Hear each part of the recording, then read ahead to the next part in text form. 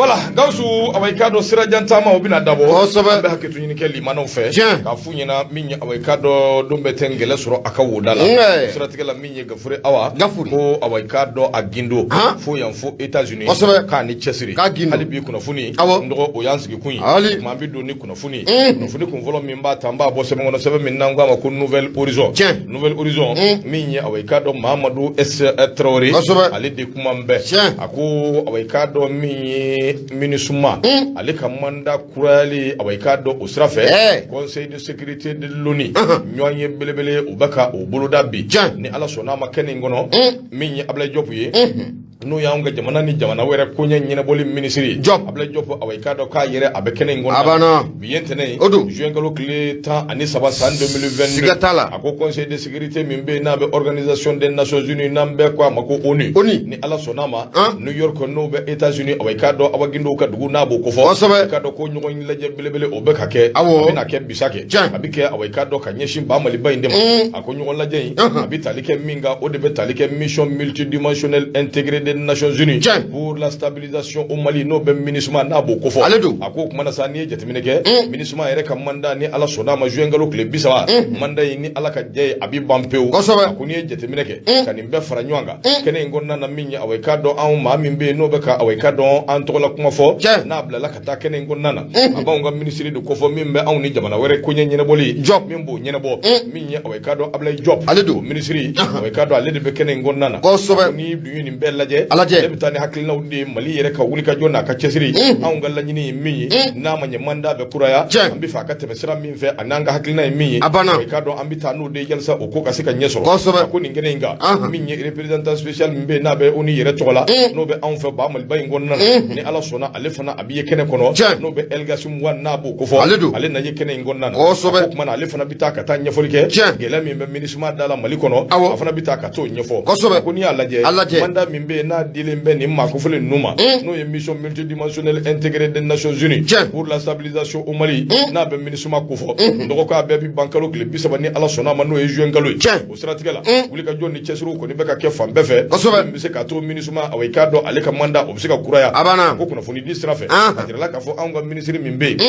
na be abla job ko fo ale ko ni ka wuli ka jo Awakado o barka ka bun ko sobe ko sirafe abla job yere be New York ka be kle dama dama bo ci werawla nga o be kene ka Awakado abla job atambe ka ta ni ngoy ne kono ala sona ma bita ka ta kuma mali to wala hakilna minya ani an mirna miji abla job Awakado anye jetemene minge minisma to wala abla job bita ka ta ni ngo be nyefo ko ni ngene nga minya Awakado ma min be no be algasum wan ko fo ina fambora ka fo ci ko mi ale fana be kuma ka ta fen jama nyefo min be minisma mimbo okoka ajira ka fo wuli ka jo mingele do minisma no fe bi no e ka gerente siru dalo kana se ku ka barake e ka do ka fo ko yefenye nga sum wan beta ida do ola o bete menengo ka boy minisma yere Awakado akanga pangulu kanga temesra minun fe na kanga wuli ka jo minge ni anga nyema o kembe ka ubali obela e ka do abita ka ta o be nyefo ani gele mimbu dala yel sub se ka ta yoro minu nan ni uballe dula ko abita ka to be nyefo ako boli ngoy ali patrouille minisma kango minge dugu masirafe anga mo kembe ko ba Awakado o patrouille o ka seka oke alga sumwan bita ka to bela jile ka to nyefo o ite nafiki ya kene ka nafikido ako kuma o temene ngo ka boy mi minisma ni watla ban ngonna na o ya rapport do boka bi mi betalike adama dia yere ka hake o ko ni betugo mi anga jamana kono ko fana ko kuma beke o kan kerengere ni ala jamana chamanje bulu Awakado o fe masirike ba ko ako ni ngoni kene minga minyi alga sumwani minyi show mimbe no kalfara minisma la no ka hakilna minyi anu yere bi fa ka ke chugumi abita ka tani bela jile nyefo mana ke chugo minya Awakado conseil de sécurité min fleni ko ni ka wuli ka jonnu ka sécurité dobre do be se ka fara minisma ka manda ka sangele do be se ka du ma chugo mi ko man nafiki bugu mo no be fara ko ko ulu awlu de an ga kuma la sera ni o ko be bana ko kuma ko minya Nations Unies mo ulu ni français o bu den kere fe doke min be abla jopo ali sinte ula ko man minya français anaka haklina ni mirna minya abita ka to nyefo min bi talike minisma ko ka an ga ba mali bay ngonna o te ka ba koroni kalfa so gula isa ambi do de ke ala ka mbo aboda nyuma fe note abla jobu ko ni tambe ni ala sona ma minya Awakado amba ala deli nyumanta nyuma segi fasirfle Amadou S. Traoré ndo ka fasiri do Nouvelle Horizon ka bido boli ibunya bala mari mega nyama bonya yi asebakoro jaranye so de bamako ne be mbulu do me bonni ale nyama ma be dugo ke samaye ko ala ka so cijani kenela note ani barka ulila mu Umar Angoiba akomoda de akomu yanga jamana fama no de colonel Ashim Koitai aye degera koni kota degera mun konala na ya ira ka fa ko mu ye jamana constitution ba jamana ira siglembe sare somba mun kan nyama ko yele maliko obina do alade Umar Angoiba aye ira ka fa ko malido nye la sigi mun ke yananga mako assise national de la refondation na asigiba ono kera jamana nkono malido nya laini ka fa ko mu nya anga constitution ko yele ma ko okadu ala na manya ka fa ko mu ye malido ya laini jamana nyamma aya ira ka fa ko mu ye malido nye laini o laini ke assise kene kan ale be feran dabali bala jelen ke laini nunu baro be se ga time to muna o okumu kono la kwa na mu ye commission kono ko abino sigisenga commission munno olubina bara kono ke kanya shimu ye anga jamana constitution nyama ka jelen kura ko odi ama patrick baka fola mu Umar Angoiba ako wati munna on sidawo ankeleme ka juru kono ka sebe ko chiari ani nyokonche o masoro do rafe ako ni yaji temne kala je sidawo kono te fe mu ye yele ma foi ka do mu ye anga jamana asare bulu tabulu la o fena temano ka faka boy mu ye sidawo ya laini ka fa ko mu ye kurnogram ye no be wati kerengara ni kufo talo mu gani nane munna anya ndado lata o wati kerengara ni ko ango fo mu ye kala ta o fukata farajele male munno kan ke anga jamana kono la nanka mako kurnogram mu ye sidawo manunu uka laini oyo oye ga fatike baka fola wati munna ne juru ko na acharle no ani nyonche sidawo ma ko ngal laini te abada mu ye yele male kono uka do anga jamana constitution o kum ne kono la mu ye jamana fama no colonel Ashim Koita aya ira ka fa ko mu ye mali donya aklino aklina fo asisi nkena ka ale Ashim Koita abe abara bela jelinka ake o kum kono la ko mu ye juma te manne no bena juya kalo kletama ebe na ka fa ko mu ye president Ashim Koita aye degera kono ni ka atachari aya ira ka fa ko mu nye jekulu do obena sigi singa jekulu mu ni nyama beke ala fo kata fara mu nya rapporteur flaka ani mamunu mbe no lube constitution ni ka adona kari nyama ko o jekulu ko obena fara singa mu ye constitution ni ka abara ni ka atime o siratige la mu ye jamana fama no de be colonel Ashim Koita akofo ako jekulu mu no obena sigi singa ibe na ka fa ko ma chama mina do jekulu ko na la koy be parti politique mo obena do ala société civile mo obena do ala ani groupe armé ani mamunu yambulo no blasebana ango mako accord pour la paix na ba accord d'Alger ko fo nyama ko olu fana semina do ala ko kata faramu ye syndicat jekulu mu no lu banga jamana o konnaka ina make mu ye dine mako ko kata faramu nya anga la la fen ko tuku ko nyine mako ni shigo ko bela jele se ngoni ko obena do bara ko ni ula fatrika baka fola mu ye Umar Angoiba ako mu ye jamana fama no de colonel Ashim Koita amina constitution yele mali muninka abara ninka atime nyama kibe na ka fa ko mu ye fanga ko do temana nga jamana kono ina fo Amadou Toumane Touré fanga ko kata faramu ye Ibrahim Boubacar Keita la olu bela jele ya laini ka fa ko ni constitution ko aka yelema kaibe na ka fa ko oshimase nyama fendo fituko yekelenga amana mana to ko otikele o kumu kono la mu ye jamana fama akoni ya ira ka fa ko wole koni ko abena bla munye société civile ani ngata fara munye jere jekulu fenfe de be ko be sebna ke bema wa commission no obina sigi senga nyama ko kalo fla ko ore dilendu uma ka bara nunu bela jelenke ka bankalo fla o konna ula no ye bara nunu bela jelenke ka bawati muna nyama ko munye ubeta munye kata aseben fura to di munye jamana fama no be colonel Ashim ira ko fo aba fese ka laje colonel Ashim Koita olube sura ka late munye conseil des ministres o kananta no fena boray munye constitution kuran ko abe sura ka tamu conseil national de la transition no be siento kufo yani referendum o bara kon ko ukake ka fatri baka fola mu Angoiba akoni constitution imbe sena kabi 191 o wati waldo ya laini abeni nga chairman kon ubo ka fa ko yelema kon ko okado ni constitution na ka me jamana fama colonel Ashim Koita akoni me na commission ko sigi commission mu no na bara ke kalo fla kon la anga jamana constitution ninga yelema liku o bara ko time na foni flani anya samaka bomu so de bamako ale kono Umar Angoiba ale sabaningala marme ga nyama ibunya obala ay man do ne hakilla ka fambi tabulu mina min ya away ka do ango politique mo ina fu ya fo chugo mi wi wuli ka jo chama nge sariya shumba ino fe yel mali bi se ka do ala chugo mi sariya shumba mbi tabulu minga anga na nywan nege ndo ani nyema ka sariya tabulu ka do ka fo dam fara babbe uni nyanje ma yel sa ani nyema ka se ka ke nywan fe anga na ke krefe dey anga na ke komwai jagwa do sariya shui fo yel makado ga yel mabi do ala chugo di fam bela jile ka sigi tabali kilinga anga do dakene fe ka bo dakene fe anga nywan fom ya yel sa min ye sariya shumbai sariya shumba kura amse ko sigi chugo mi min bi se ka to bara obi ke mali kura halibi obi se ka tanye ndo gambita yakuba kulubali ale ka fasire ninya abe alternance abo kono baso ma dai na boli ako min ye awai ka do transition awati da madona sa awati min na da madona yelma awai ka do ningo min fleni an yi hakilina ni mirina mindi no ye kalo muga ani nani abena sediyawo mo wa tari awai kado sediyawo an nani nywanje ni mina ke gele werewa akuni jetemine ke kalo muga ani nani ode awai kado wati minna sugandira adira ka fo transition awai kado ona ke awati ka bo kera min ya hakilina ni mirina awai kado lube ka falin fambefe do be no ye ande me jekulu ye ina fo ameriki jamana no be Etats-Unis ko fo abi na fo kalo muga ani nani wati ndone ka ba awai kado akoni abena uluma ode temene ngo ka boy yelma abeni mingero uluma o yeseda wo taiwa seda wo kawuli ka jo ode ka fo ka ngoni ko inge awai kado yera ko yi anya tabala angle ka anga decision ta angle ka fo angle mana ka nya ko ke gongele na blay ko de strategala minje parti flaminum flene no be mali ani seda wo ko fo yelma nyugo nyen na ta mimbe na le ambe na seka nyu amfomya ningu inganwa amfomya mingo na nyangiri ba mimbe no dambe an ka na keme kololo ya an bulu wa an yera da mate ko yi akeme kololo ya awai kado angara fe jamana bema ko yelma o nyangini ani o bebe ni yelma o bina wuliwa akuni jetemine ka bekalo duru bondogo minya awai kado ambargo bebe na kanyeshi awai kado aunga ba mali bayma ma minya ambargo da aunga abise dawo awai kado abo ni kofo do werete haklina mimbe sedawo la awai kado oni aunga haklina o masika ke kelinye sabu sedawo ko ni ya lanyini chugo sugu bela jilina tradition fanga fere ani dabaluka ke minyi kaluta ani woro kata kaluta ni shegi abiseka da o ma chugo mi akana seka tema o kan chugo shila akuni dunya laje sedawo ka lanyini inti dore yelsa minyi awai kado fanga biseka di civil o ma chugo mi be temene ngo ka boy sedawo awai kado odongo no ye do kun temene ko nyanyi ba min no kera akara no be gana kufo o masika nywan fam ya keneka ndo akun furgo boli abarka bunyana ko sobe sabu nywan fam ya balia o era temene jamana nyama do ni nywanje toto boxe seni boxe toto nywan sama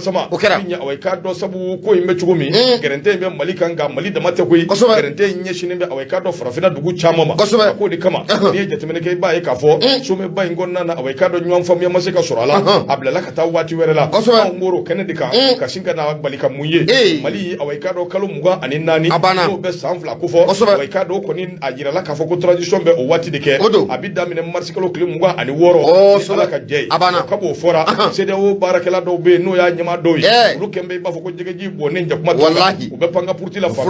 sabu abi na fo ashimi na ka jama bora awai kado kare dani fe awai kado uni sanje akodi kama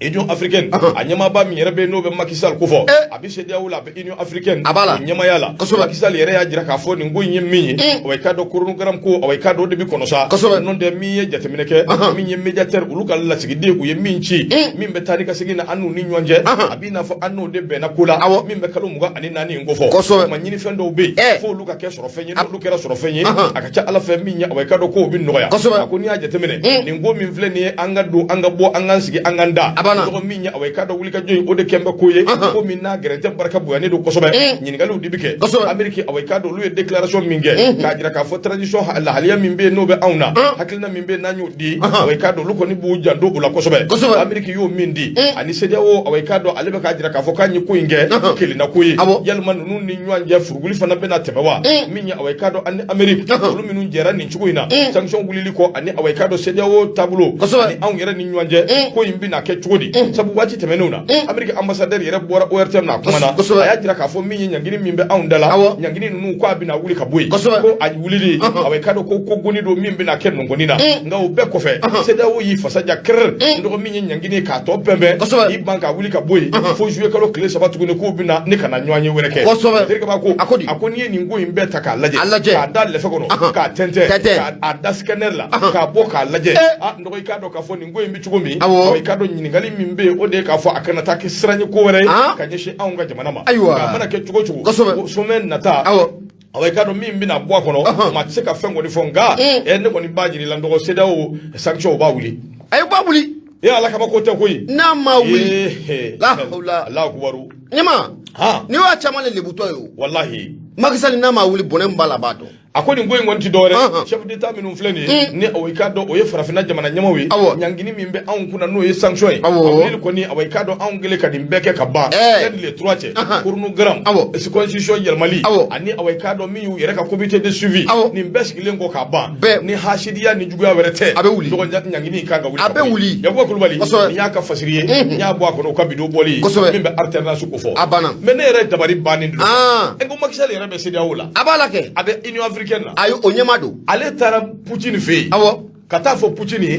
ko Poutine nous sanction min be ni o talibé no nyangini embargo ko kelembe ka digumba de la se farafina ma mais olu yere kelembe ka embargo ta ka digun la se maliba bo ya shuwa ka jeyda sira flata matewa ni bo yekaba ko ide sira flata ma de do sira flata ale embargo siga unda la ambe boka bini dunga boni Facebook bela aw mo se ka wuli ola Poutine mi be ka de ma yere be kla ka taw sigi ka nyeshi Poutine ma ka bi ta jira Poutine ko embargo be farafina ka ko o may ko ka embargo buli ko ka kele dabla. C'est grave, hein? Allah ka nisa bobe. Ami. Bismillah. Sigatala. Indépendant nyama ne be mbolo do me boni ale. Munye Musa Sayon Kamara, Musa Akumara. Ako munye Dr. Sugal Kukala Maiga. Juma do temane no bena juin kalo kletama. CCB konala. Jemuga nkura munne asigilembe anga television sola ORTMka. Nanga mako Malikura tasira. Ire temeko chaman ke munye Malikura tasira okan. Okum ne konala. Kosobe. Odon tayre ngumbe abumaraka. Nyenyi ngalike. Kosobe okum konna la ko ka ko ngire ka akene ka acheti pari ibena ka fako muye Dr. Sugal Kukala Maiga alere kumeni mbara ni ka adatugu muye Premier Ministre Dr. Sugal Kukala Maiga ako juma don temene ko ni ko Malikura tasira na kume teme television sola nyama ko Dr. Sugal Kukala Maiga kwa ye bara imbela jelen ko datugu ibena ka fako muye Sugal Kukala Maiga ako ne ayira ka fako muye chronogram ye wati munu obuka belen chronogram go kuma muna abesina ko bela jelen ki aklis ko do akuna na tawla ko sigata la ko muye chronogram ko abeda bela jelen ko ukam Musa Sayon Kamara ayira ka fako muye Dr. Sugal Kukala Maiga akoko olu ko nukum bolo ko muye sidawo mawe sigila ba muno oke na kera akara ko fe wakilla ka fako ye ambargo mun tani nganyasi jamana ma ale ko ni akilla ta ku kumena ambargo ka awuli kame Dr. Sugal Kukala Maiga ayira ka fako alibi ko ambargo ko amawuli ngo ka don ka fako muye malibe tabulum ka ina fako bi sigata la malido era ka laini ne wa malido anya laini ka fako angata to muna kame dom na kom bi ko am kata osira orefe munye Dr. Sugal Kukala Maiga kenen ka alibi ayira ka fako ko munye on sidawo ko kata faranyema minusuma ka manifu nga don ka fako munye gele belebele ko ota anen nchakoi wa ka fako amena bo sidawo la wa nyema ka fako munye minusuma ko amena bo ofana la wa nyema ko okuma ko ote ame kala de ka wala sa munye sidawo fo kata fara minusuma ka yelema obeseka do akonna ula to muna Dr. Sugal Kukala Maiga ayira ka fako chronogram ko kuma munobe manifu nda ko no watina na be sidawo mawda ko no fo kata fara american ka ane fransi jamana yera ko chronogramu ko bela jelen ko ni ki akli sigina ka fo ko do akuna na tawla chronogramu ko abena damu nye malide bela jelen o kloka Dr. Sugal Kukala Maiga ayira ka fo ko ministre mu nobe ka baranyes no ani jamana wora ko nyona bolma no de abla jobi ko abla jopo be wuli ka jola fam bela jelen o fe wala samu ye sanction abiseka wuli ka bo anga to muna na be sidawo mawka sanction o ko fo albi Dr. Sugal Kukala Maiga ayira ka fo ko munye fere munno obena sigi sienga ko mashire ko nitira do minishima o kona la ble eleke jakulu foit na do minishima kona la ble nyama ka fo kibe na anga jamana ko eswene ko obara ko ko obana pew Dr. Sugal Kukala Maiga akoni ayira ka fo ko wuli ka jo ko be na ke fantana ni bela jele fe munya anwa la kana ba o busaka jo to muna marama fe alibi o busaka sanga du uma to muna Dr. Sugal Kukala Maiga juma do alibi akmara de ayira ka fo ko ni na anga jamana yera kona la ko sharia kura o be na sigi sharia kura muna be na talike munye kalatala nanga makolwa electoral ko o sada kura ka be conseil national de la transition na be siante maukofo ba bolu ka tabali sanfe ame domina kombi ko o sada kura ne atara nyama ko abi ka sababu ye munye furugu munne dimi muno bi ye kalatala ko chama ko ko obebo ola Dr. Sugal Kukala Maiga alibi ayira ka fo ko munye dona na tawla ko munye sigido ko obena ke malido ira dama unu nyonchela ula alibi Dr. Sugal Kukala Maiga ako ko munye malido aklata ye femuye uka don ka fo ko luma ine de o de yuruku kelali Dr. Sugal Kukala Maiga ako ko munye yuruku kelali o baro be sina o munye yuruku kelali malido ka don ka fo ko mayina abara ko de wasigata la ko bara ko be tana fo akase aseyoro la alibi Dr. Sugal Kukala Maiga ako ni wati laban na mamunu miga kuma ni ko fo jamana dugu munu miga galon ta kada jamana la kaira ka fo ko munye jurube jamana ko ni ko ula Sugal Kukala Maiga ko ako be domna ko bi munye milliard kema saba nyona nyama yo wuli ka to de ken ko fara nwanga jurube sika sara to na ka bo jamana akana Dr. Sugal Kukala Maiga alibi juma do akmada de o ka fo me de ako juru nu sarale do abin bangila bangi de keleme ka abana ko no de ko juru tana de ko juru tana juru minum be apabi na fe on be kera sarale do bangi de be ka blo abana o kala ka disa ba bismillah munye Dr. Sugal Kukala Maiga albi kenenga ayira ka fo ko munye accord d'Alger no o ye sebe munno ba ani bamantu ni nyonchela la ko baro bi ka ka mi domina kompi parce ba ko ringa fola jamunga mu na kumbe mu nya television so orte mu usafe nanga mako mali kwa tasira juma don te mane ko ni shogal ko kala maiga ay kene ni ka adatuku na fani flani anya sama ka bomu indépendant ale kono ma mi sebani ngala yo ode Musa Sayon Kamara war maiga nyama ibunya ubala no Musa Sayon bi foka wali mando no ba doni kama minya awai ka do angle na sei sebela pale kono jongo ala minya awai ka do shogal ananzaraka ani awai ka do atulunga ya wala ka nya foli manawi do minya kisho yi awai ka do abe posera akun sera ka min jabi ka ben watima jabira awai ka do alhamdulillah o kuma na minya nyin gali halibi awai ka do ambido ke minya shogal ko kala maiga ani awai ka do ashimi nanga jamana ka herebe ulude bulu ya rabbi ala ka ko ke nyeta ala ka ko ke sankorota halibi kuna funi ambita nan dum bita fana do awai ka do ambise strategala kuna funi be ambulu koro kuna funi min nimba bo so mono so min nangwa mako soir de bamako wula ma min gumambe ode awai ka do laya jara laya awai ka do kumana ko min awai ka do dekere min be na be talika transition kalo kumga aninani do ka manga ana bisi abarka bo ni do anga jamana kono de kulu do be na bi wile ko cadre de changer de parti politique ay ka do ka foko lu ko ni gudila ka foko ni ngo ingera awai ka do wulika joma se ka wulika joma ke uluma nyiniga ko dengele make ba ulubu kalikanga ngoi kalika inti dore transition wati akana teme kalota ani flaka ulubu kalika uka akoni aje temene cadre de changer de parti politique et groupement de parti politique pour une transition réussir au Mali akika do ka fo ulu je temene ke Mali yere bunaguka ni wati laba ngonnana politique be ka chokon abika tasira minve awai ka do ulu je temene ke uka odi atu enywanye ke awai ka do odongo alliance espoir nouvelle awai ka do jigya kura o jabalala akoni alaje ninkene ngan cadre de change de parti politique et regroupement de parti politique pour une transition réussie lu ko ni ko ku ni songwale do kosobe ni misale do sabu minya awai ka do kalo kle woro no e juen galoy transition mo bora ka dira ka foko kalo muga ani nani awai ka do ko abi damene 26 mars 2022 ko ko ni de transition o wati ka dira ka fo minya awai ka do ningera wati la wati mina awai ka do lu ko ni be ka dira ka fo transition mo uma awai ka do kala do nyina ka benno lui politique mo wi lu ko ni be transition ere ma do ka fo ko du be nyena jango te ka wuli ka joke ka nyesho lu cadre d'échange ko awai ka do aduna akadon ka fo minya awai ka do nyon la je belebele o bi teme wati be lu ni ministre ni nyanje ministre mi be na administration territoriale abo ko fo ni décentralisation parti politique u nyemo lu fana be awai ka do nyugo nyina société civile ani awai ka do jakulu mi no be no bulu no be sebena ni be jakulu mi no mbito ka nywai ako kumana gouvernement abi na fo awai ka do ayake ba fo ko lu te nyana lu yere ko ni tie mfio wuli ka joke ka kalu muga ani nani ko sugandi ta ka soro awai ka do lu manyini ga fema fo lui ako de strategala lu ko ni be min no fe sigi ka fo be ani klinya nyon famia o de ka ke fenyi femi be awai ka do jamana jo be ka do dakele fe ka bo dakele fe kadri ya jira ka fo ko lu ko ni anu haklina mimbula no yu kala nyinui halishini lu be sigo la nyini kelo ndeka la nyini jimaunde premier ministre mimbe aw premier ministre ka nyini mi awai ka do ate fo dengele na ba wule ko neturi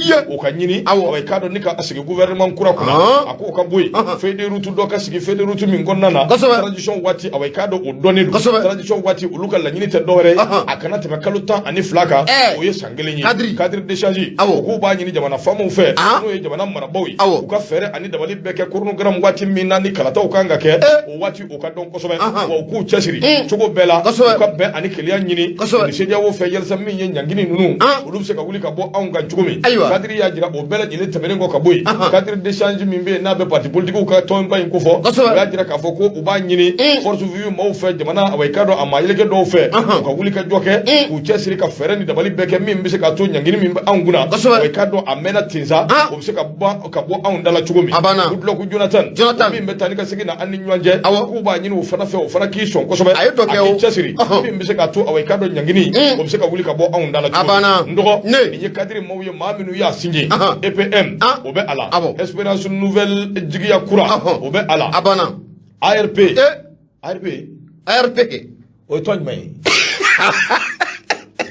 ARP ta don akara mi ta don je ko do faralo nyanga ko ARP ARP ay ba sura be e ma ko don be ko be don te ko NVPM o jumai ne ta don de min se bene bi am ko de fi NVPM ntendo ni kala ngoni ntendo asma CFP doni mo kondo awo yelema doni do mo kondo ADRP ADRP ICAP ICAP abe odesao la hawla CNDR mundir CNDR nyama CNDR ando ifana min semene bi ambo de fode awo minu ya siyembe ko le fiu aya akilla digi fano de la CNRDRE oni CNDR tekele nya famu parti Mali émergence ani CV CRT ni be Mali kono ni be parti de ya abe ni ba parti la nega Mali mo be Mali kura ko doni ne be parti je kemesa aka haram ya mo be Mali kura parti politique doni ne ba je kemesa bala e ka parti politique e ba fogo maratke kere la do tabu poche de kono ka yala e fana dina antina parti do sigi parti wa ata parti do nyini ndogo mo be ko chugo don kala ngba sira na nyi do soro o ta bani ta nyama do ka parti be na bodu ira ka dugona maula mashita kono wallahi ne ka ko dai de ne ro ko ni shi ko ne kan yi ali bi ta soro aka dugona mawira amandu we aywa nga usego te ni parti ko ni fle ayo ko ni kala nyinu do ko mi kalo tani fla o hakila manga temboka ala ka ni sababe fasiri do do mi nya awai ka do la jara aka fasiri do ibulo abe sorri mo go kono ko do boli ibunya bala madu mega nyama bunya ajaranye albiya maira kan bawla ku sugole men nura fm na di kono to an nani tomi munuru duru ambe la selike ka bo mi jela ko di ko mani wura dala nega duru sila 76 ambe malik ker aga fu folo ho o ngati mani kan nega Malekeri ame fulita ninga asigere nyama nebe mbolo dun so de bama ko me boni ale abena tanima tori ka bla jikalana abika yana ko jisuga e fly sikatala munye maimuna dumia kodi akumada de ako munye Macron ane munye Senegal masagan no debe Macky Sall no ba ale ko fo nyama ku ye nyoanye juma temene wa nyoanye nkonala ko munye Macron ali bi abak makankane ko aya laini munye Macky Sall fe no be Senegal masaga ko fo africaine fere nyamadu du baga fere ndabali balajelet ke singa ko Wagner ko be sika taka bo anga jamana kono tugumna ne madala ni makoronte suguni Wagner ka jagwe Wagner sika anga ko jakwe Wagner be risiko kuma ne be Wagner ko kuma ala ka ni sababu ami bismillah munye maimuna dumia aya ira ka fo ko munye ni communiquer ko ni ko abora munye franci era uka elige o fanfela ula o konna la ya ira ka fo ko munye Senegal masaga na be Maxal ko fo munye juma temane ko ni akume Paris ani Macron ku usigira uye baruke bara mun konna la munye Macron alibi aya ni munye Maxal fe na le de Union Africaine nyama bay ba ga fere bela dilenga ka pression ko ke munye anga jamana kan wala sa ko munye Wagner ko be sika taka bo to na anga jamana o konna ula patrike baka fala munye maimuna dumia ye akwa me domina kon bi adugulente mashila ka fo ko munye anga fanga marabaw ani Macron ko ni nyama ku ko soko atika fi daga kele ngono abeni nga wati jan ko ni ko abini nga no obo Macron ali no yaira ka fo ko anga marabaw yaira ka fo ko munye Wagner ko ta anga jamana o konna la ko tien ko ni do anne irisu keleme ka mbolo di nyama aka irisu ga sorasu munun be no be maw kalan kalana ko oluba anga jamana kono wabuga anga sorasu ni ku kala marfa chitugo ani muye marfa yere abaro be gato muna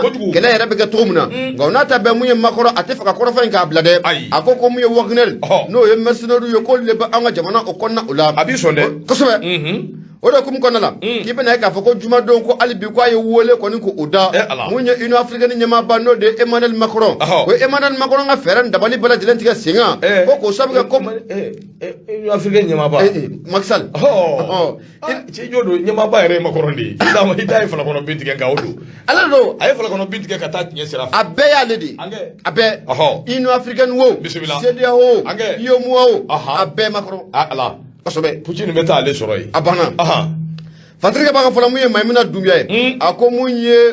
Macron akoni ye di kora fo ni ka fo munye Maxal yina ka ka feran dabali bala dilen ke Wagner ko be sika bo anga jamana kono tugumna o sabga ko munye Wagner ko biga nakana am balma flaw ni ko ode fa ko munye Wagner ko ni ko abiga na kele ko ni ko ka anga jamana o kono la fatrike baka fala ako munye Faransi masakɛ n'a bɛ Emmanuel Macron n'a bɛ ale ko fɔ ɲininkali to min o de bɛ sigi sɔgɔmada in na mun ye Macky Sall a bɛna se ka Macky Sall ni ka a ɲaami wa ka Macky Sall ni ka a kunkolo ni ka a ɲaami ka taa a ka sira o fɛ wa ko o ɲininkali to min ko o bɛ sigi sɔgɔmada in na a ko ni dun y'a jateminɛ k'a lajɛ waati tɛmɛnenw na sɔnni siraw maaw ka nin sigi n'o ka kɛ ba sigi mun o kɛra dɔgɔkunjan tɛmɛnen in na o kɔni Macky Sall tun y'a jira k'a fɔ ko mun ye sanction ko siga t'a la ko a bɛna wuli ka bɔ an ka jamana o kɔni o kan nka mun ye ko Faransi masakɛ n'a bɛ Emmanuel Macron ko fɔ fɛn mun kɔni jɛlen don i n'a fɔ nɔnɔ kɛnɛ Macron ka nin kɔrɔfɔ in b'a jira k'a fɔ ko mun ye sira o ne ma nin ka taa fara Union Africaine kan ko mun ye Macron de bɛ ka a bɛɛ lajɛlen ka a guider mun ye an ka jamana marabaa waati tɛmɛnenw la olu y'a jira k'a fɔ ko mun ye CEDEAO ye ko siga t'a la ko mun ye masakɛ minnu bɛ CEDEAO kunna nin waati in na ko mun ye hakilina wɛrɛ de b'u la hakilina mun n'u yɛrɛ hakilina tɛ n'a hakilina kɔni ko a bɛ ka bɔ jamana wɛrɛ la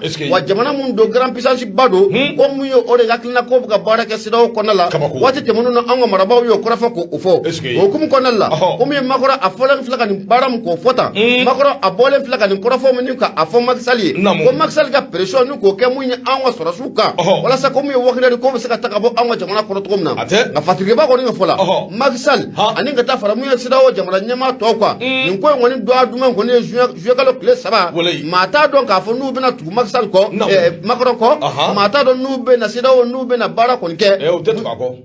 ka da ka dɛ n dɔgɔnin bɛ min f'i ye nin sen ala kama ko tɛ koyi sanction in ka wuli dɛ Allah kibaru mun ye fasirikɛba ye Maimuna Dunbiya embargo kolon a ko mun ye CEDEAO ye u kɔni ka fɛɛrɛ dabali bɛɛ lajɛlen tigɛ u ka jamana kɔnɔdenw k'u lamɛn mun ye masakɛ wɛrɛ minnu bɛ yen n'olu ka hakilina b'u kunna n'o ni jamana kɔnɔdenw ka hakilina tɛ kelen ye u k'o kɛ kɛrɛfɛdɛn ye nafolo filɛ nin an y'a sama ka bɔ mun ye Sɔde Babako ale kɔnɔ Maimuna Aidara ale sɛbɛnnikɛla ye Madu Mɛkɛ ɲɛma i bonya o b'a la ayiwa n dɔgɔ bonya diyara n ye bonya barika n dɔgɔ min ye awɔ i k'a dɔn an bɛ taa nka yan'an ka taa sa min ye awɔ i k'a dɔn dugubila Gawusu Aladabuli ye Gawusu bɛ yan fɛ n sɔn tɔgɔ n k'i sɔn jamu aujourd'hui c'est notre jour. Gawusu o kumana sa aujourd'hui c'est notre jour. Wallahi le monde part en couille. Gawusu bɛ taa an ka foli b'i ye Boubacar Traoré bete sɔɔni min ye awɔ i k'a dɔn Cherif Ousmane Madani Aidara ya banni au conseil islamique du Mali ale kumana min bɛ tali kɛ an ka wajuliw ani awɔ i k'a dɔn misiriw ladon cogo kumana o kan sɔɔni an bɛna n da don o la o tɛmɛnen kɔ ka bɔ yen min ye awɔ i k'a dɔn i yɛrɛ gafew caman ba bolokɔrɔ nka gafe kɔni ye n sɔn tɔgɔ n k'i sɔn jamu an ka Cherifu t'a fɔ an ka sɔrɔ ka taa sugu la an t'a sugu kɔnɔ an ka taa sugu la fɔlɔ o kumana Gawusu Ala k'an bila sugu la an ka taa sɔɔni an bɛna n da don gafe tɔ la ayiwa min ye awɔ i k'a dɔn n kɔrɔ ye kosɛbɛ n kɔrɔ Sisolo an b'a fɔ ka waliɲuman dɔn i burankɛ don fana n burankɛ fana don kosɛbɛ awɔ i ka fɛn in bi yan ni n tilala n b'a di awɔ n burankɛ don n kɔrɔ don kosɛbɛ olu an k'a fo o bɛ kɛ k'a ni cɛsiri ani wuli ka jɔ kosɛbɛ n dɔgɔ an bɛ taa an ka taa min ye kunnafoni an sigi kun don nka an b'a limanaw hakili la kunu kosɛbɛ n sɔn tɔgɔ n k'i sɔn jamu walayi Nura FM don 76 33 43 03 an bɛ TikTok fan bɛɛ fɛ awɔ Gawusu Keyita ka TikTok kosɛbɛ n'i ka dɔn i b'a sɛbɛ Nura FM Bamakɔ i b'a bɛɛ kɛ minuscule ye a bɛɛ nɔrɔlen bɛ ɲɔgɔn na Nura FM Bamakɔ n'i y'o sɛbɛ n dɔgɔ min ye TikTok ye i bɛ an sɔrɔ o sanfɛ Facebook an b'o kan ani min ye application tɔw an bɛ sɔrɔ a bɛɛ lajɛlen kan arajo ye Nura FM ye 94 komi mumuru 5 kunnafoni kosɛbɛ Toguna A Traoré an ka taa dɔgɔkɛ don a kumana Nouvelle Horizon kɔnɔ ko Ousmane Cherifu Madani Aidara président do au conseil islamique du Mali kosɛbɛ awɔ i k'a dɔn o tɔgɔ la ale don filasigi belebele dɔ kɛra n'o bɛ wele ko assise kosɛbɛ min bɛ tali kɛ misiriw yɛrɛ ladon cogo ani ka maaw hakili la kunu ka taa wajuliw yɛrɛ awɔ i k'a dɔn a kɛcogo ɲuman fɛ kosɛbɛ min ye o lasigiba o kɛra a ko kumana sa min ye autorités n'o ye jamana marabaaw ye k'u ko awɔ i k'a dɔn trop c'est trop o kumana sa min ye fo ka fɛɛrɛw kɛ ka garde fou dɔw kɛ min bɛ se k'a to bɛɛ ka to i damana ko kana kɛ tiɲɛni ye a ko n'i ye jateminɛ kɛ assise nationale d'échange sur la gestion des mosquées ani ka maaw moral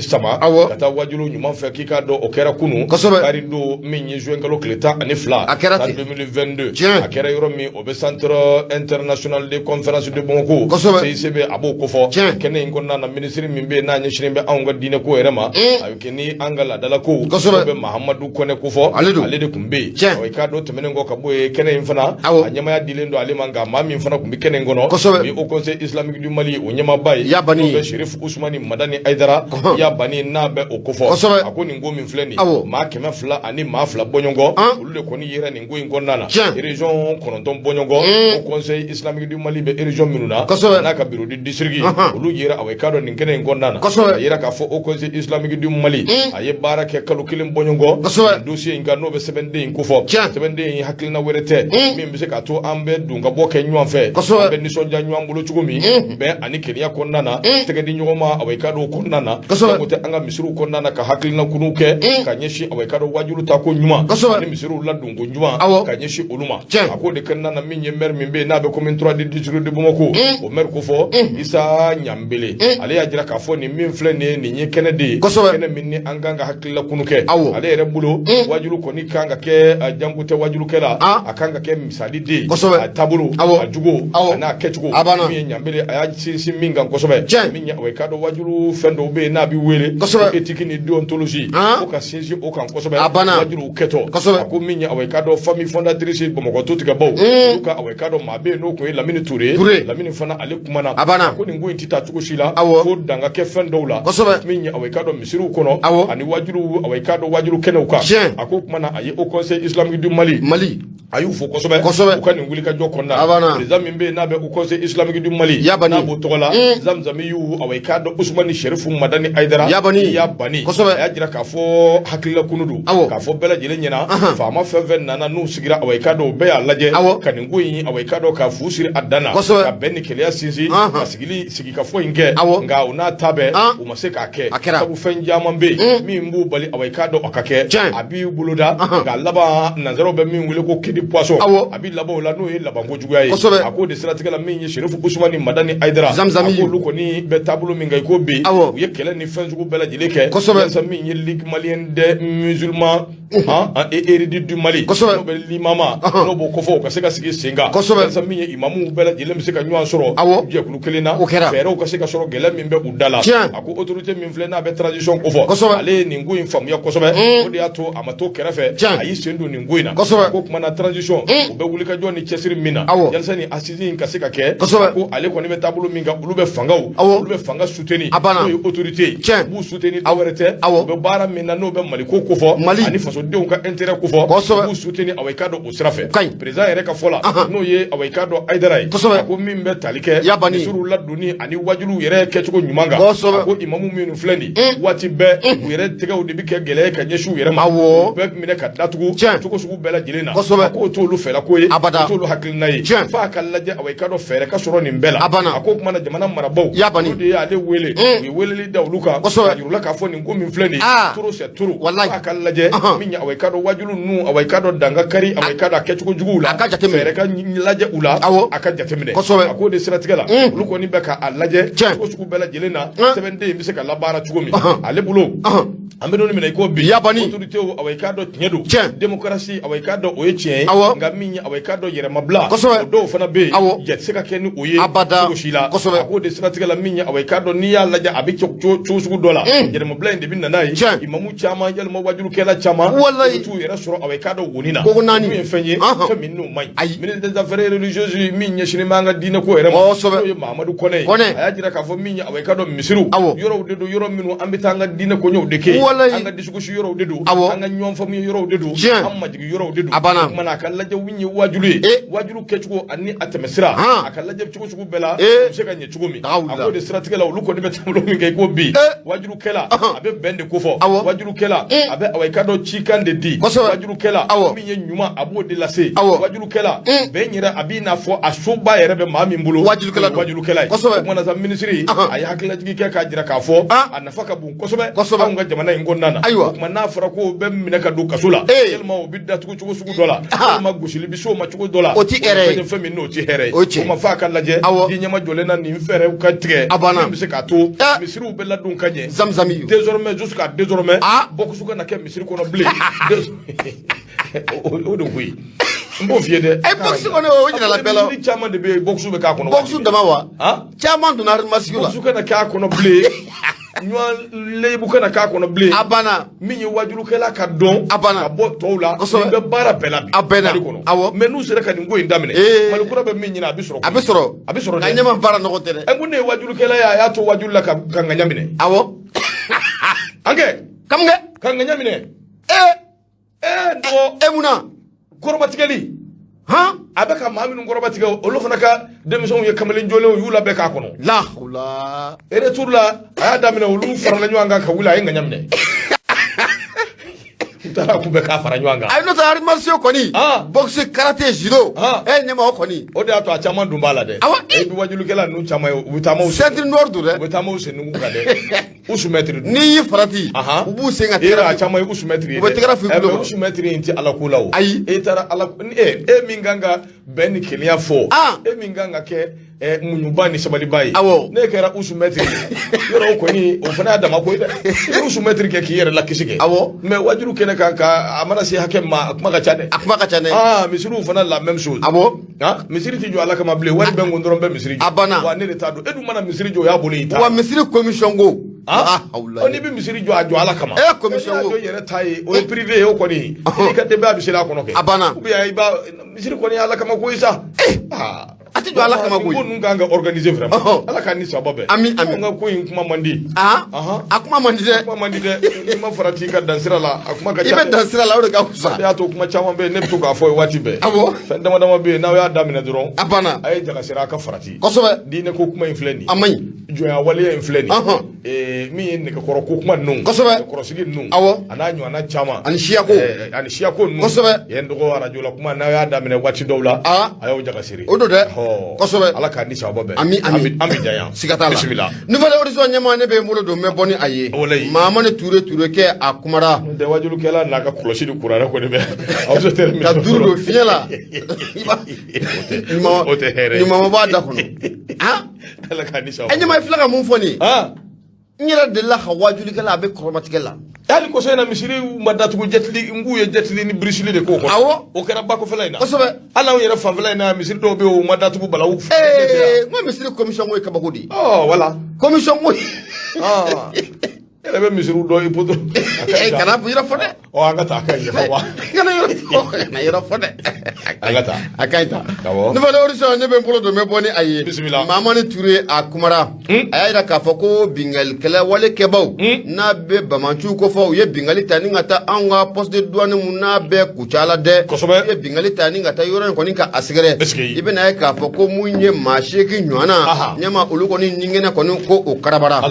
fatirikɛba ka fɔ la a ko mun ye kucala o kɔnɔna la kɛrɛnkɛrɛnla mun ye kucala dugu min bɛ n'an k'a ma ko Ngujɛguna i bɛna ye k'a fɔ ko mun ye bingalikɛla walekɛbaw taara bingali ta ni ka douane ka poste mun bɛ yen ni ka a sɛgɛrɛ dɛ a ko i bɛna ye k'a fɔ ko a bɛ ni kana waatinin kɔni bɔ a bɛ n ka waati jan kɔni bɔ mun ye bingalikɛla walekɛbaw n'a bɛ jarisiw ko fɔ u bɛ bingali kɔni ta ni ka poste de douane ni kɔni k'u sɛgɛrɛ fatirikɛba ka fɔ la a ko mun ye duwa kun damadɔ tɛmɛnen kɔfɛ hali u ye bingali ta ni ka poste de douane dɔw kɔni sɛgɛrɛ an ka jamana o kɔnɔna o la kojugu bɛɛ lajɛlen tɛmɛnen kɔfɛ ka bɔ yen mun ye sibiri don u taara bingali ta ni ka poste de douane mun na a bɛɛ mun ye kucala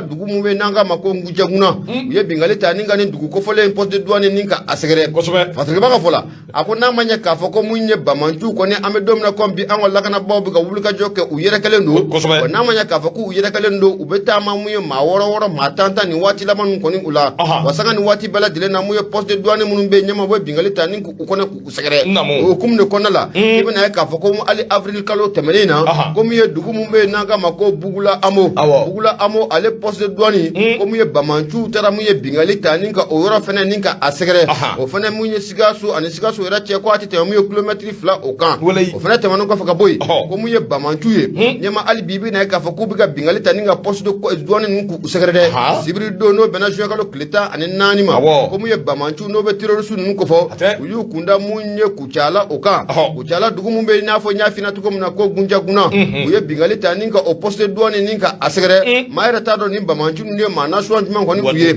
ibe na ka fo ko nimba manchu nu o ma dama do kundo ko anu me pick up do la de wati muna nu wani sera munye ni poste douane na daga ta ni shegi temene mi sanga bisaba ona kungamfe uye o me moto la ko ani mobile mbe nanga mako véhicule Toyota nyama ne couleur blama odo double company ko ba manchu nu kumo ore la de ibe na ka fo ku ye bingali ko nta ninga ni poste douane ninga asegre bingali mun konna la ma cham ma shegi nyona ko ni o fara wa munye ma dama do ko ni nyama ko olu banana parce que ba ka fola munye ma amane touré ako ma banana la ma fatulo na ibe na ka fo ko munye burutuna be nyan sababa ala o ma saba oba ala ko o temanu ko fo ka boy munye chauffeur do oba ala o fana temanu ko fo ka boy munye la hol maître do no de Ousmane Jara ko ale fana ko oba ala ga munye ba manchu nu fana nyama ibe na ka fo ko munye ma fatulo na fana ko munye doyen do be no de Bachar ak Ibrahima ye ko ale ba ala o fana temanu ko fo munye contrôle de douane no de nu sangare nyama ko ale fana ko oba ala patrik ko nga baka fola ko munye ba manchu nu ko ne u ga ni ke wala jugu ko ni ke ni ngata wa ibe na ka fo ku tara ne anga pick up do fana ko kelen ko ni oye pick up mira ko la ni anga douane ma do ko ni kumo o kona la ku no o tara so na fon ngoni flani anya sama ka ba munye nouvelle origine ale kona la mama Touré ale sebani ngala maru mega nyama ibunya obala ndo boya jaranye ndo mi lagare Touré e be nga foli la siama e ba fo ya baka nyingali minge e o jabite an bulu ya c'est quelle mosquée e be to mosquée ko di so wala o tan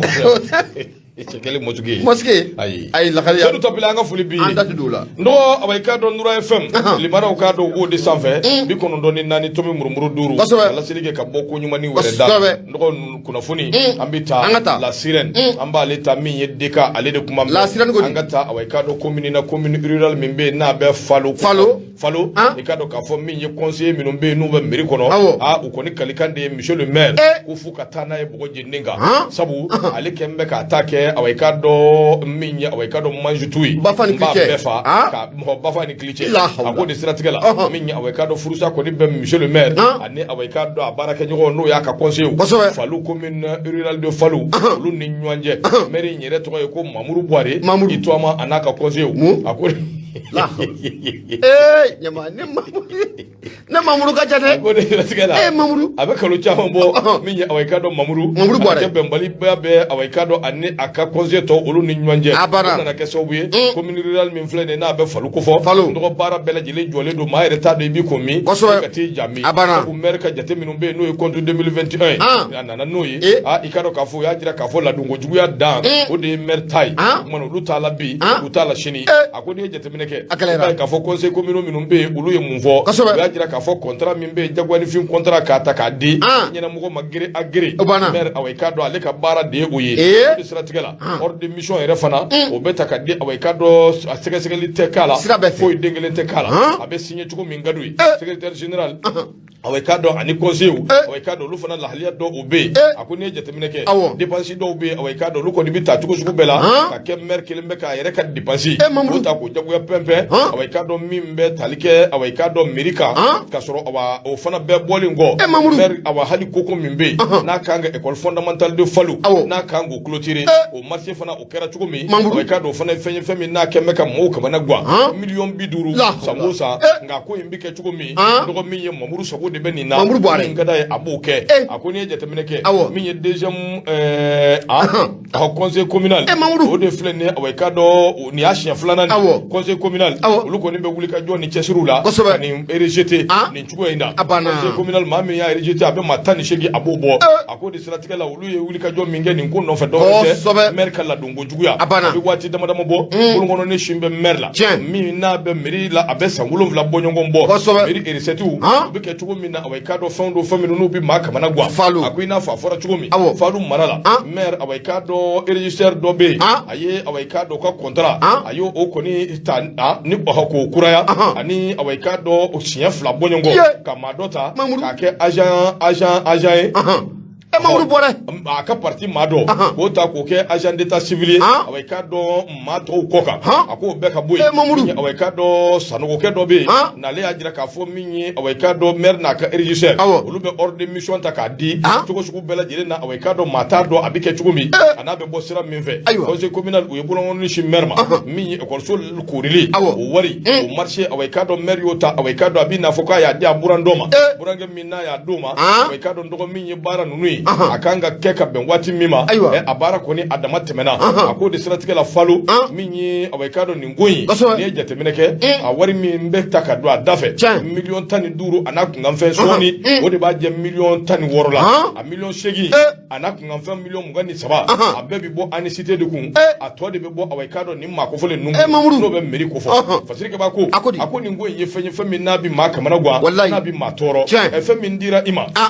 ika clôturer aka banka ben wati doma no tara kata sanflake yelma sanjuli juli abe amaban abari koni kera chuko me abi makamana gwa karo ka fo monsieur le maire kaka anyefo bete menengo ka boy maire aweka do madobe no ye uka centre secondaire doy no be chena bugwa kofo aweka do chena bugu au centre secondaire au maire ikaro ka fo ale koni numera ngasigile mbebo mokoya aka fembe bidama bomoko hali muto bora meri warila wota dama ka to bomo ko debi santri ndaile la ndo awai ka do fukara sami don me ko bi cey ngoni santri nyamado nga sigoro bembe bomo ko be fenye to min nabi maka mana gwa ko ma mi don me ko bi ngoni perede do ko bi na plenty do ito amaka no be mamuru buare to amante wallahi into amate na be mamuru buare ko dowrete akuma ye mo ko wari min be abala do sira tugo ya min ve wari nga bo telela aka fono telela yani awai kada ko kana ke balawi yana kana ke mashibaye ko ma bisa ko se ko ni be wuli ledu be chesir ledu mamuru buare ndo bulu ngono ni shimba made ko aledu fasiri fle minye deka la sirène ko ka bido boli ibu nyabala Ange, aujourd'hui c'est notre jour. Mamourou et Thomas ya kede. Angata jona wati. Ana Thomas do sa. Wati kuruna angata. Thomas te. Ya foma fatiri ngo jona ko nange. Indicateur du renouveau. Men bolo do me boni ale. Nyama angata munye kati faranda la. Bismillah. Ibe na e ka fa ko ni ye finintigila ka do ye. Akoni ye kise ni ko ochi mu ye essence ferla do la de. Fatiri ba ka fola akomu ye dimanche no bena juin ka lo kleta ane flama. Munye klila fana to du ne ko fe. Ibe na e ka fa ko ni surashia kai ngoni ko aye munye sous-officier belebele do kunyema ko akoni tera munye station no de konnala akoko abeta munye essence 20 litres ko ataro oresa oro kum konnala na manya ka fakuye essence kon ko sa ibe feran dabal leke ki bolo de du vala ninga war boka di essence ferla o ma wati munna ay essence bela jele sumana ka di sous-officier ima nyema ko munye essence ferla ye o ye ningali ka kaka wari ko odi ay war di ni war dafalen ko ni amo odi o kum konnala munye essence ferla ye o ko kaka feran dabal bela jele nga aka war dafalen ko odi o ma so aka tagal matushla oroni be muye ni sous-officier nyema aye marfa ko ni shawroni ko bo akara la te chali ni ko ochi muye pompisi no be sans faire la ko fo nyema o se ngoni ula patri baka fola ka soro ka duru ko do finyala muye deja marasuma mawe no be katikona la olu ya age nyema olu ko ni ma asoro galu na don ka fo ko mamundo ko sikata la ko sous-officier do olu yo ko bela jele mbuga bolo ka nga ko bla gendarme de kati gendarme de kati mauka bolo oka amedom na ko bi ko akoni be gendarmerie mawbulu amenena ko sobe alhamdulillah ga fatrike baka fola akomunya kibara laba munu fana sorla kanyashi ni sous-officier ma ko do ya ila ka fo ko mamundo ko ana akliya fa ko ko otinyo afe ba be ni na wati jan ko ko ga ye muguchi mamu sena no de ama pujugu ko ne ay muguchi asena ga me dom na ko bi feran da bali bela de tikra senga munya ama pujugu aninga na kana siga to ala tugumna ko munya ama pujugu ame dom na ko bi bashi ko ko uta ala no bora muguno la bashi ko uta ala kuna moni flani anya sama ka bo munya indicateur du renouveau ko na la Amadou El Konade bashi ko ni bala o ma mi se ngoni kise chiri se na o ko ni ada wa sa ko na la kise ti yarangele o fana se ti yarangele o fana chen ni fali go ba ko no abika se tu se fi akumulo ka jate mine fana chen ndo o kuma na sambe awai kado wati sira yani gausu ka signaler ablay kone minya awai kado amba foka wali mo ko sobe do kedo ko se do abe premature la ni wati na anga fuli ani tonni o baka nyesha ma kwa kone o temene ngo ka boy amba datu ni mi sa o de awai kado ni hakli bala min be Aisha Bari ko fo Aisha Bari mi no ye awai kado kaburali on ga finitigi du flamso awai kado ma min gera so buye ka bone anina no be awai kado shirfuka ko fo no ya Haidara to doy o Haidara to koy to kado ka fo mi ye Muhammad da Haidara ale ko ni ko mbulla wati min gendarme ya mine abulle kado ka fo anyama tunna kuma be da bali bana ko chara bo ko sobe ga ala barikala min ya awai kado kalo kle ko ndo ka duguje kletana min be talike gendarmerie min be no be brigade territorial de Bamako kura ulu tara kata tege daka gendarmerie ulu tara kata tege daka sangari bugula mo ya mine wati mi akoni bishi basara ka bla kata tribunal min be na be commune 3 de district na bo ko fo ulu ya awai kado ala teme ka bla kata Bamako kura ba jira ka fosa ba min ngoni kera Aisha Bari satai ndo ni wati na abe kasubuna min yoko nani ni nywanje boli ngoy mali ani turki ndo kado ka fo wuli ka joni chesiri ka ke fam befe tege di nyogoma o be ka dabo o tege di nyogoma konnana mali ni turki amisi ka fo minya awai kado awa o turki ni aunga ministry do e nyoye no be colonel Sadio Camara no bo ko fo bara nyoya ni tege di nyogoma na bo ko ni be ka buluda mali ni turki ni nywanje wallahi amba datugo minya 3e pont do ma fla bonyongo lu ko ni shu awai kado ko lu fana yira 3e pont na aunga bozo lu ko ni turuka awai kado larawella juengalo kle konondo yoro mimbe namba wele ko suta dunu no musabugu commune sisidi district de Bamako commune commune sisidu musabugu kuna funi dira 16e arrondissement moma ya nyambele naka jama ulu tara kata laje we do kotoro wele wonna naka na laje shufla koni yira che ani muso o shufla ndo ka do ka foko uyu labo ka sikalu nana jira ka foko ni be ji ngoro abi awai ka do kle dama dama o kuma mi do ke ala ku daro ala ka nema o mi ngera so buye awai ka do lala duna na tawla ala la seli manoma ko se ka family sura la kuma ni ngoni kera so buye ka kuna funi ku kunche ka kunche abdunu mena ko bi sabu wati awai ka do asira ayanta antegama parce que ke tambi fo la ji sukuba sama ke ki fo ko sobe nyama ya foto mu na ambe bela dilin fo wati ngoni asibe ko tara fo ga fo ko atara an kon duna ga suga er kono ko sobe ambe bela dilin fo da kure klina su kumrena ndoko la gare touré ka fo ka wali mando ka touré yere fo ni chesiri ka ekibu bela dilin fo ina arama Yusuf Sisoko ka fo ka wali mando fo la se gausu ketama ne ga kumba le de bulo awai ka do ambi fo ki wali mando Brahma Traoré jo bere minni awai ka do mom kamara ngode kuma so ngono do Boubacar Traoré beti alaikum bien memuna tudde fu jaman ka madu maiga amba be fo ka be wali mando ele diko ni kanu ba fenfen be ka fuli la se aw bela jelema radio Noura FM daga juru sira 76 33 43 03 haketo beninka sali ala Muhammadu aka beshini inshallah